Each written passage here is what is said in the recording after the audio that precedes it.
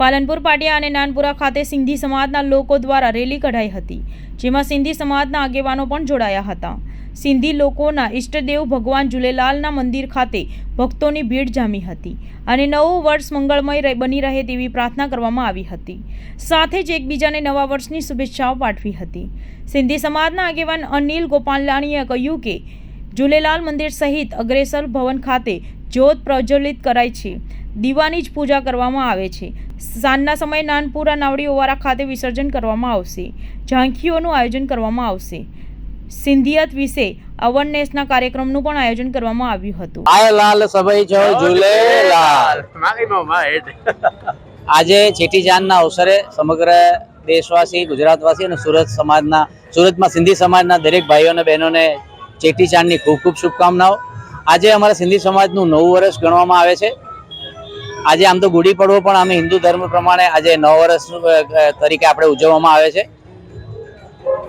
આ દરમિયાન સુરત ખાતે રામનગર સ્થિત ઝૂલેલાલ મંદિર ખાતે અને અગ્રસેન ભવન ખાતે બે અલગ અલગ જગ્યાએ જ્યોતનું પ્રજ્વલિત કરવામાં આવે છે।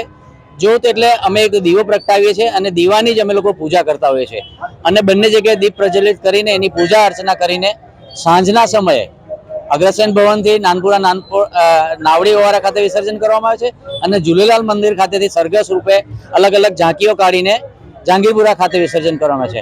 આખા દિવસ દરમિયાન અલગ અલગ પ્રોગ્રામો, અલગ અલગ સત્સંગ, અલગ અલગ ભજન મંડળીઓ એ સિંધી સમાજને કેવી રીતે વધુમાં વધુ આગળ લઈ જઈ શકાય અને અમારે સિંધિયતે કેવી રીતે જીવિત રહી, સિંધી બાળકોમાં કેવી રીતે સિંધિયત શું છે, સિંધી ભાષા શું છે, સિંધીનું જ્ઞાન શું છે, એનું અવેરનેસ આવે એની માટે પ્રયત્ન કરીને અલગ અલગ કાર્યક્રમ રાખીએ છીએ।